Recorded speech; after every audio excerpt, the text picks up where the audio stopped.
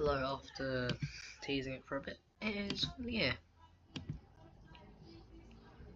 Not a bit, I teased it maybe once.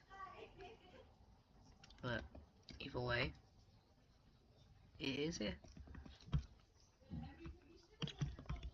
Sorry, laughed. Anyways, we're gonna start with the Russo-Ukraine war, and I'm gonna make it like a slightly pink color, and this is like a bluey purple, so yeah. I'm pretty sure this is what the front lines look like. I'm pretty sure it's like no. Ooh. Pretty sure it is like this currently. Give or take, I haven't really kept up with the Russia-Ukraine war. And for this, I know it's an alternate future, but I'm gonna try and like somewhat keep with reality. Like as the years go past, I'm going to make it like keep with the technology of what I think would happen then. So yeah. So they slowly begin an encirclement from both sides, and they fully do the encirclement. However, considering it is a bit thin,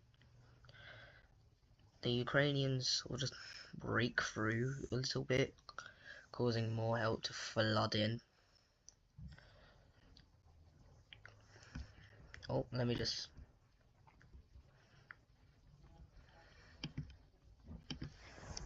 Can't forget Odessa.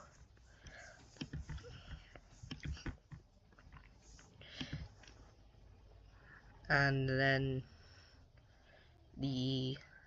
not the Ukrainians, the Russians. Wait, no, yeah, the Russians, they slowly go across the coast. However, I'm gonna put a few white dots. Wait, let me just quickly see what the hexacode code is. Please tell me it's fully white. Okay, it's fully white. There are like a lot of people like surrounding this area to like protect the ocean or the coast. However, we see a landing here, and Odessa, I think, slowly starts to fall, and eventually they fall.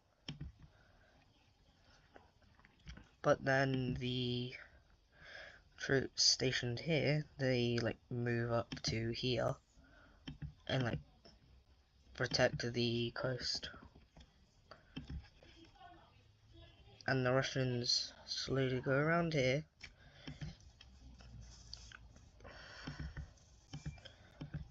and knowing they're probably gonna die, the Ukraine enrolls quite a few more troops, and because of it, they just smash right through the front line.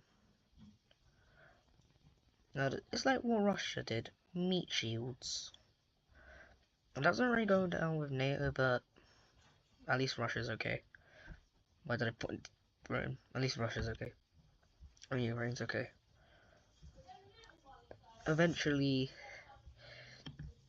the only place in Russian control is like near the border and Odessa. However, they like make a break into Crimea.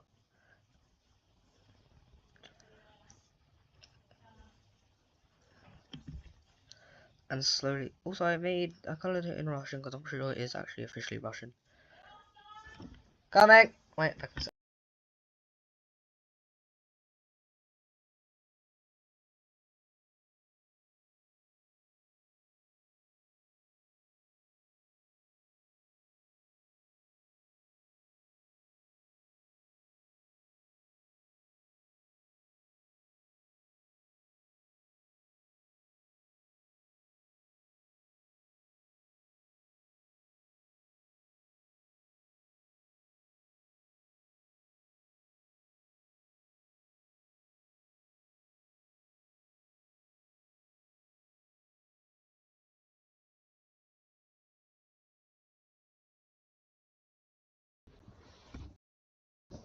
I am back.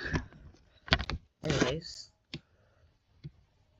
we see the Ukrainians like just flood into Crimea, and eventually this little section falls, and then the rest of it. Oh yeah, I forgot. the rest of Crimea falls. Also, I don't know if there is actually a land bridge here, but I'm just gonna say that there is. Then there's like a stalemate here.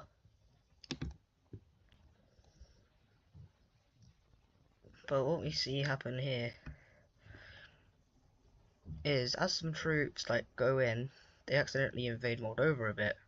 And as you can see, they're not in NATO, but Romania is. So they decide to join the war on Ukraine's side, and obviously they're going to. So now they have quite a few more troops helping them, causing them to slowly get, well not slowly, but get pushed out quite a bit faster. Eventually they get fully cut out of there, and then Ukraine like pushes all the way through here, and eventually most of the Russians are kicked out, except like this little section, but then they fall. But then we see the Russians not do anything except the stalemate, and the Ukrainians slowly start to just push in with not much resistance, which is they're very confused on. However, they slowly go around the border, and that is, they are just fully kicked out. Why? Meat shields. Like, they just start flooding back in.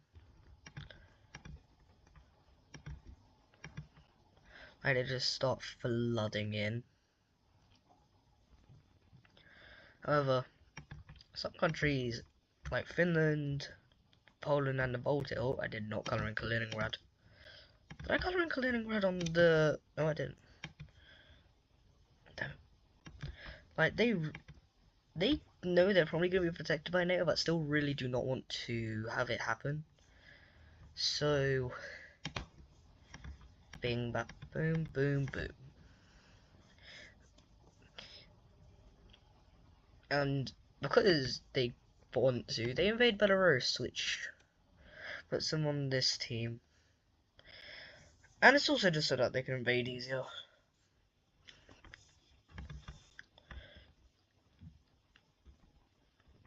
I don't know where Minsk is. I'm pretty sure that's the capital. Like, they like go here, I'm gonna say it's over there, and they capture it. So Minsk is gone, and I'm pretty sure they're very flat, because like this is like the European plains or whatever it's called, and eventually they just fall, and then the rest of it falls. And if you didn't know, Kaliningrad is a fortress, so like, yes, they get in, but they can't really fully take it.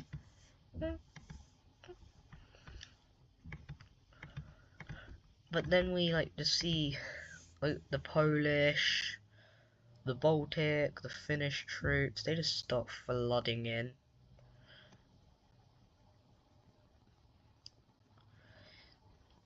Eventually kicking a majority of the Russians out. And then we actually see some new offensives.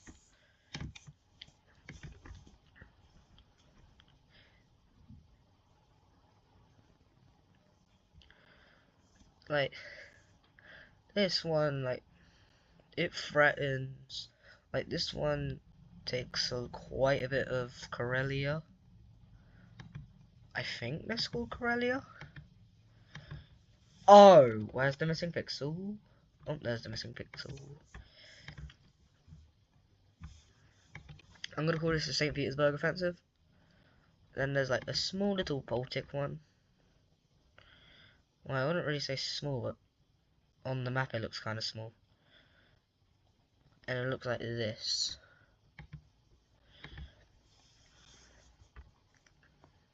But then we see them join, and I'm just gonna quickly like colour in the occupation zones.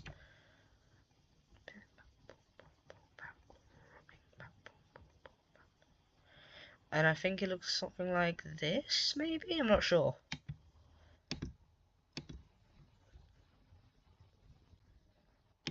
So we see Russians get fully kicked out of Georgia, and then we see them like start to push out, and they actually do surprisingly well, because like, yeah, I know they'd probably get shot down, but Turkey probably just do something like this. And then, yeah, all of like the southern area is taken, and eventually Russia knows that they can't win, so they decide to like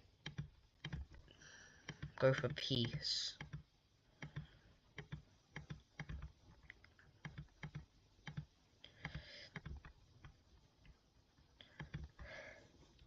First of all, what color is this? Because I'm pretty sure it isn't black. Yeah, it's like a really dark-ish color.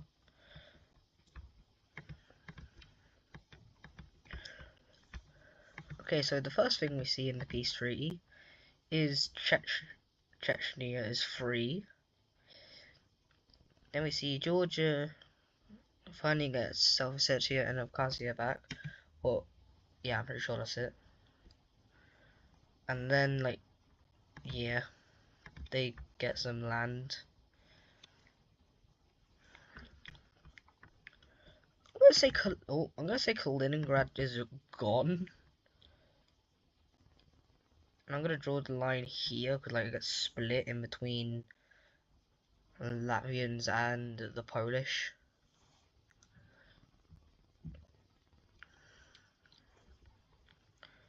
Then we see that Belarus gets carved up.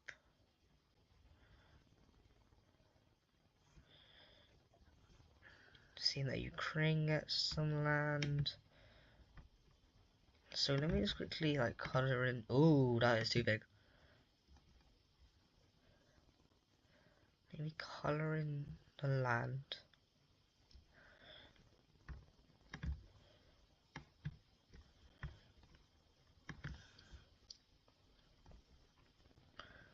Then we see that Ukraine takes this land from them.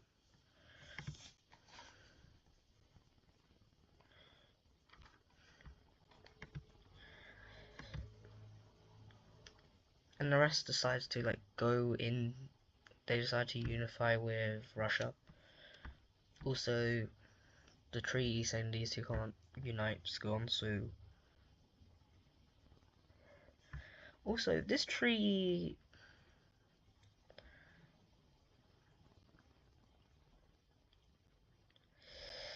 takes place in Egypt, so I'm gonna call this the Treaty of Cairo, because yeah, I want to give it a cool name. We see St. Petersburg just barely stays Russian, but we do see some Finnish stuff. Karelia gets independence. They're probably gonna unify with the Finnish very very soon. That happened like during the peace treaty. So hell yeah, Greater Finland. Let me just eat a chip real quick.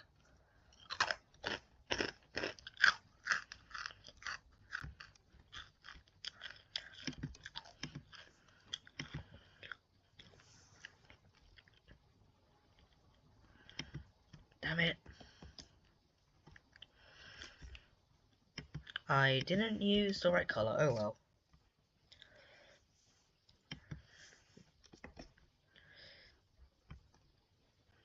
Anyways,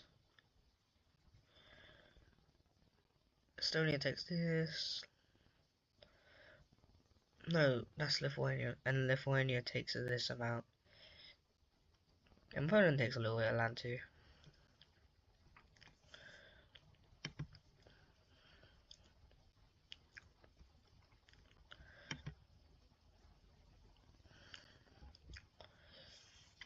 No, they don't get a weird looking panhandle. They get this land. Lithuania gets this all.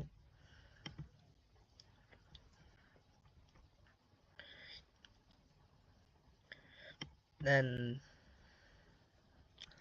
yeah. However, the Ukrainians haven't got much land so far, and they really want land, considering, yeah. So,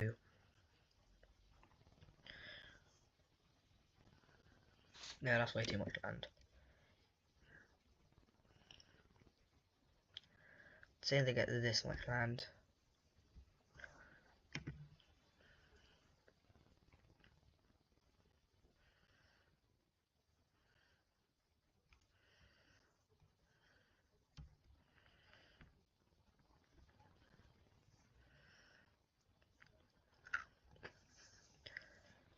Anyways, yeah.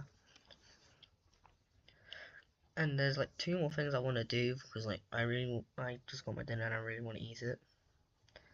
So first thing, Stan. Wait, no, we see the CSTO members in Central Asia unite.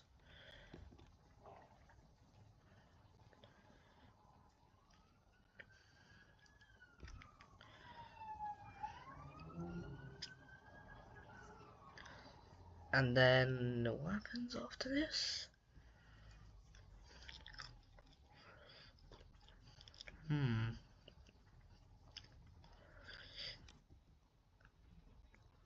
This happens.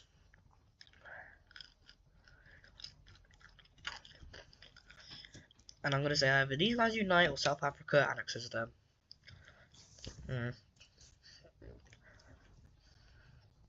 Then we see that Angola loses their little thing, but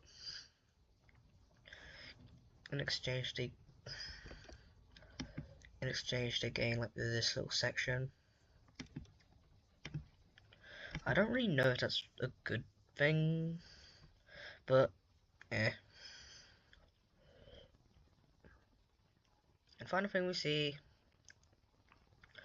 a whole like I'm gonna call this the West African Union. Okay, goodbye now.